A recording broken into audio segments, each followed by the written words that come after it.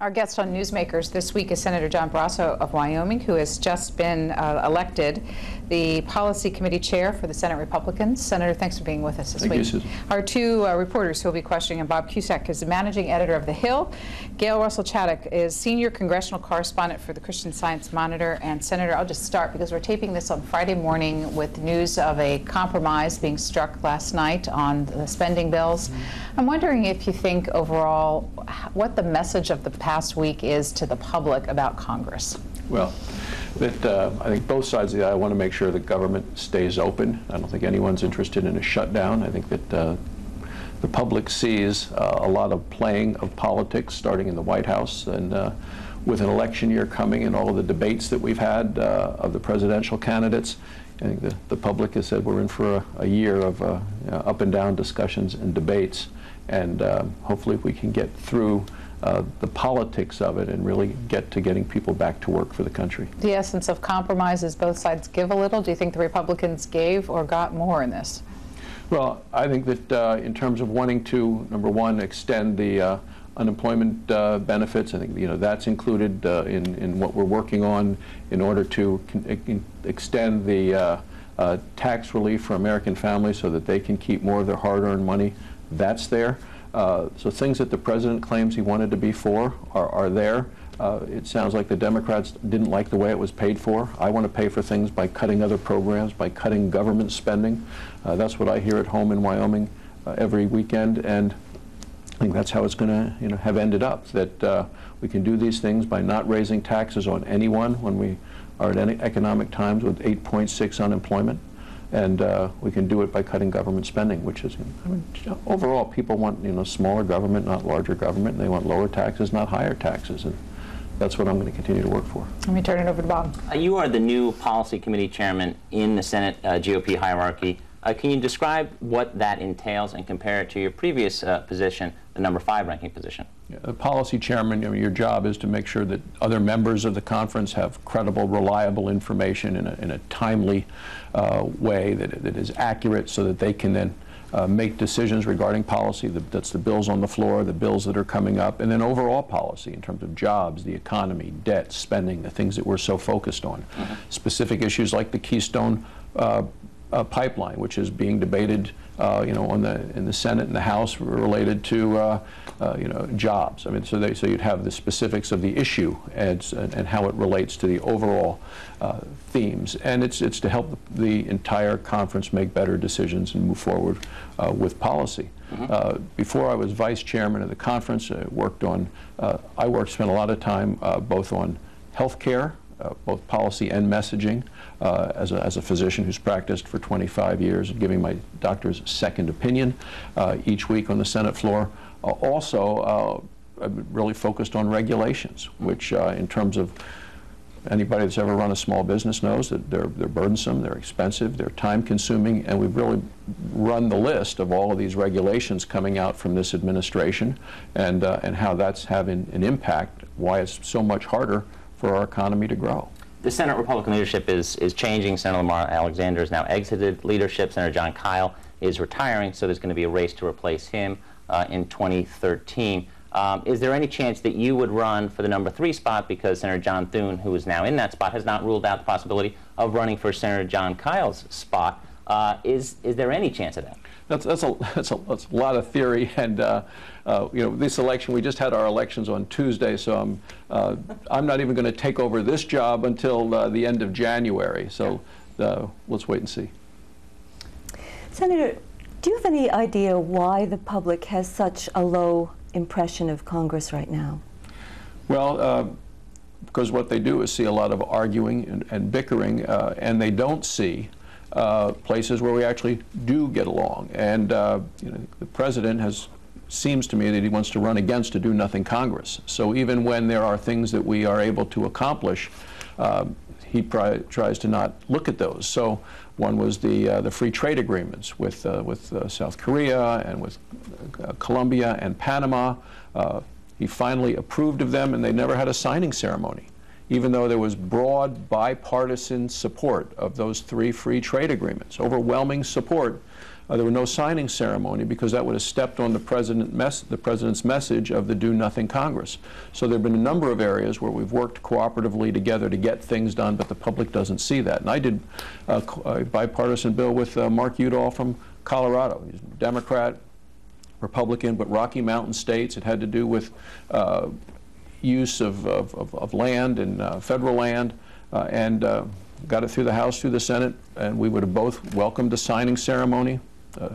There wasn't going to be one. So, because it would have showed the cooperation of Republicans and Democrats. I wonder if I could just follow up on one point, take you back to that moment when Senator Alexander stepped down from leadership, and he gave a floor speech that was remarked at the time for its eloquence about the culture of Congress, the climate, the partisanship.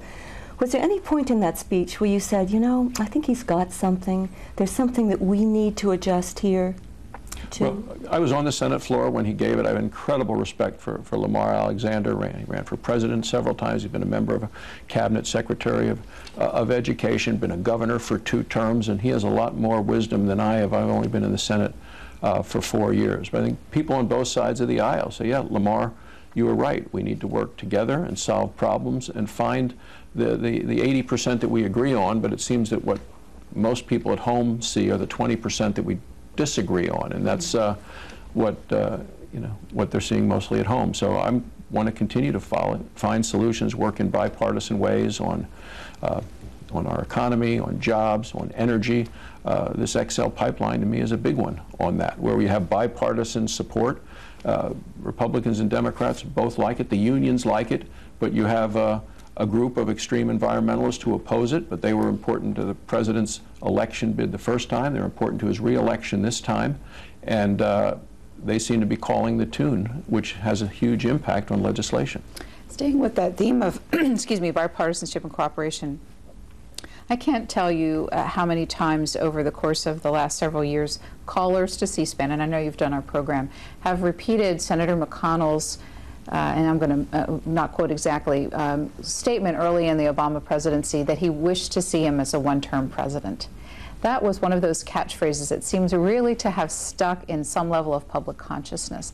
Can you talk about verbalizing what might be a truth in politics and the challenges that it presents in reaching compromise and the public's perception of Washington?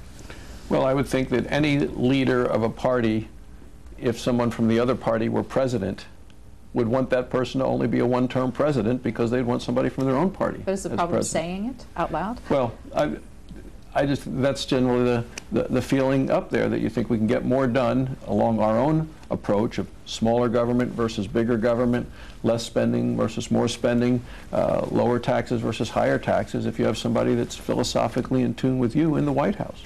But at the same point, legislation is forged through compromise. So by setting that as your object, does that not suggest that you're not going to seek compromise? Well, I think we should find areas where actually we agree on things. I think most people agree on about 80% of things, and my colleague Mike Genzie from Wyoming has this 80% rule. He said, let's find the 80% that we agree on, and the 20% we don't agree on, let's leave that aside. And we do have bills passed unanimous consent, work our way through on things that we agree on. The copyright bill went through this year, the reauthorization for the FAA, all of those things went through without a lot of fanfare, a lot of attention not paid to them.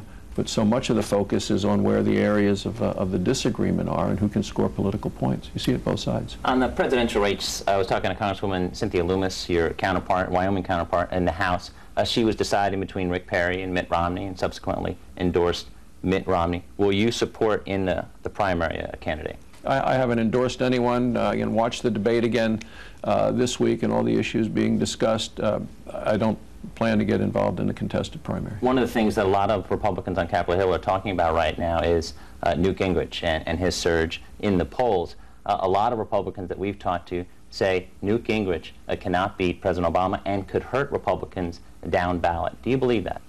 Well, I think whoever our nominee is going to be a strong nominee and a strong voice for conservative principles, for getting the country back to work. We know that under the Obama economy, he has inherited a bad situation. He has made it worse. The policies of this administration have made it harder for our small business owners to create jobs. There's so much uncertainty. So I think we're going to have a strong ticket from the top all the way down. No matter who wins, do you think that any of the candidates right now could beat President Obama? I think any of the candidates would be better than President Obama in the White House, and you know, there's a long time between now and next November, so it's hard to know what's going to happen on Election Day, but at this point I wouldn't rule out a victory by any of our Republican candidates. You mentioned watching the debates this week. Do you think this series of so many debates have been a good thing? Well, you know, it's interesting. You look at John McCain winning New Hampshire last time, going to all of those town hall meetings and just sitting there and answering questions from loads and loads of people. It's shifted in these 4 years from that approach to now the debates, and I think people are probably starting to have a little bit of fatigue, but the candidates sure seem better honed in with their skills, and I think all these debates come the fall will have prepared whoever our nominee is to be that much more formidable against President Obama. Senator, you were one of the pioneers of a telephone town hall meeting. And I think you said at the time that it had the advantage of letting people stay at their homes and many more people get involved. But is there a downside to that, where you're not actually having the kind of face-to-face contact that these candidates usually would have had, you know, schlepping through New Hampshire in the snow and meeting small groups of people and, you know, coming face-to-face with how people are struggling right now? Have we lost something if we go to debate format and teleconferences in terms of the face-to-face? I think the face-to-face is very important, which is why I get home to Wyoming just about every weekend to visit with people, go where the crowds are. If there's a health fair, I'll go to that because I was a doctor and involved with the Wyoming health fairs. Football game, go there early, go and stand at Tailgate Park and visit with people, and just my wife and I, no staffers, no one else, to be able to hear what people have to say and listen to them.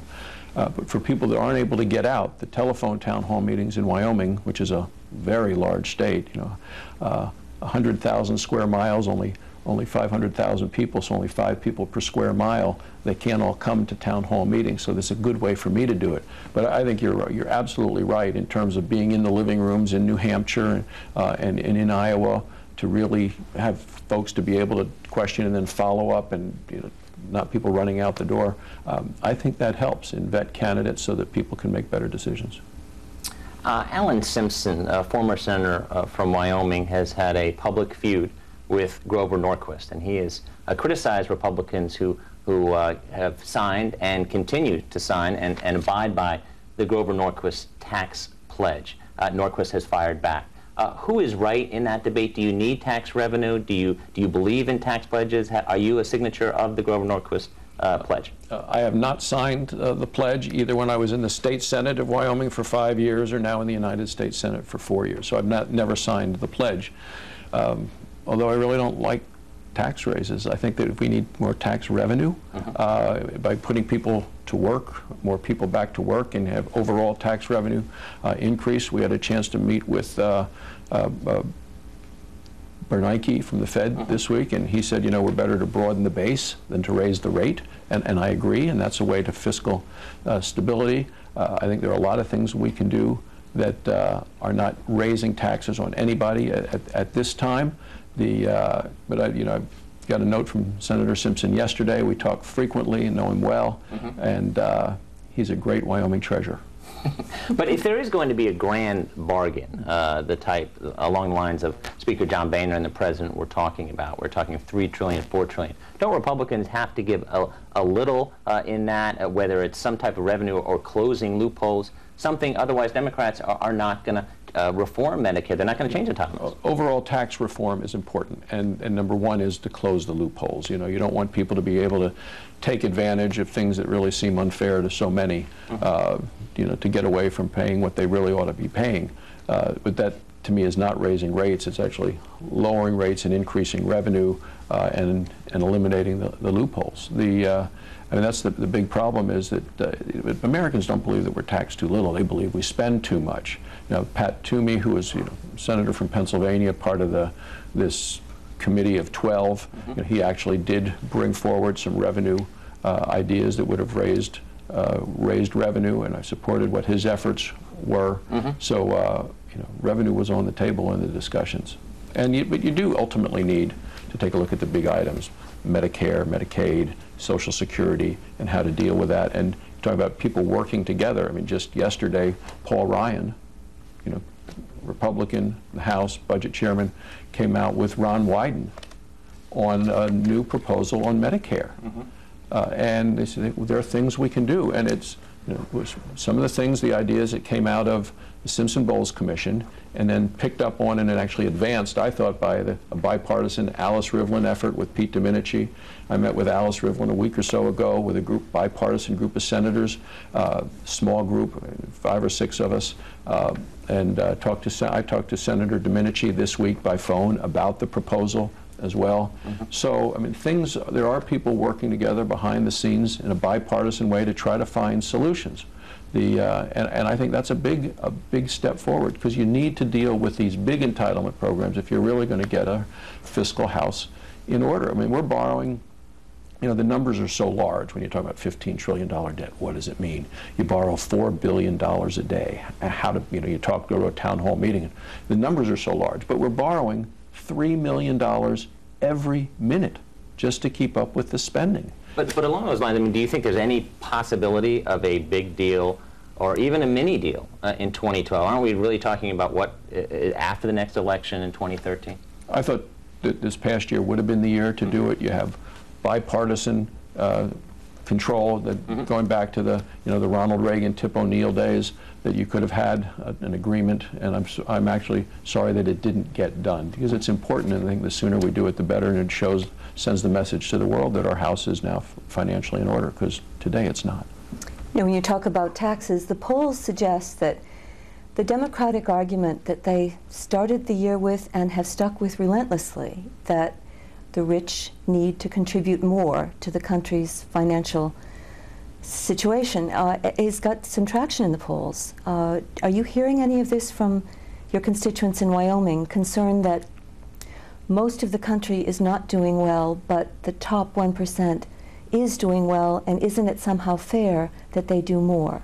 Well, the president keeps talking about the words that he's going to use are going to be divisive words in terms of our country, and I'm concerned about that, because we want everyone to do well. We want all Americans to have incredible opportunities to be able to do everything within their potential.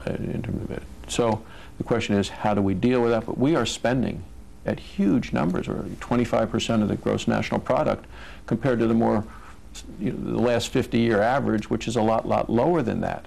So, and the president, after the stimulus, the so-called stimulus bill that I believe failed, $800 billion gone, where the unemployment rate was supposed to stay lower than 8%. It didn't. It's been at over 8.8%. It's 8.6 now. It was over 8% for 34 months in a row. I think we need to get back to the more traditional levels of spending, and we need a balanced budget amendment to the Constitution. We need to live within our means. I have people from Wyoming that say, I'd pay more taxes if I thought the money was actually going to be used to pay off the debt, so our kids wouldn't be saddled with this huge debt. They're being buried under a mountain of debt. But they say, until you actually get a balanced budget amendment and we're starting to pay off the debt, I don't believe that the extra money I send to Washington will be well spent. The national polls say that people think less than half of the dollars, less than 50% of the money spent gets actually, or they send in taxes, actually gets spent well, used wisely. I think more than half of it is wasted, and that's not what people want from their government. I wonder if you could take just one example as a physician, surgeon, the doc fix. When you first came to the Senate, were you surprised to see that there was this provision that limps along year after year and dramatic measures have to be taken to fill it? If the House version passes, we'll have 2-year doc fix here. What has to happen in the next 2 years in this body to permanently fix that problem, and where are these billions going to come from, if not from taxes? The doc fix is very interesting, and it's back from 1997, where they said the doctors were only going to spend so much money on Medicare, and then the next year they said, oh my goodness, we spent more than that, so we're going to have to cut what we pay for taking care of patients on Medicare. Right now, the government pays less for Medicare than others. And then the next year came along and they said, oh, well, we're going to have to cut your pay. They said, no, no, okay, we won't cut it this year by this much, but next year we'll cut it by twice that much. Well, now we're at a point where, unless something is done, they're going to cut the reimbursement to doctors 27% at the end of this year. It's hard enough for Medicare patients to see a doctor already because they pay so little. So they say, well, how is it this happened? Why wasn't this included in the so-called health care law that President Obama forced and the Democrats forced through Congress and forced through down the throats of the American people? There's money to pay for 15,000 IRS agents to make sure that everybody has purchased insurance. But there's not money in the health care law to pay for doctors. And one of the accounting tricks and budget gimmicks that this president and this bill that was written behind closed doors in Harry Reid's office with Rahm Emanuel standing there, one of the accounting tricks was they accounted for it saying the way that the math could work is if we freeze in this number of the cut at 27% low. Every member who voted for that in the Senate knew that it was false, that it was fake, but yet they voted for it. So here we are, 2 years after the health care law has been signed, and they still haven't fixed the problem. The president made a lot of promises in the health care law, that your premiums would go down. Well, they've gone up, not down. He said, if you like what you have, you can keep it. Now we know that almost half of Americans are not going to be able to keep what they have if they like it.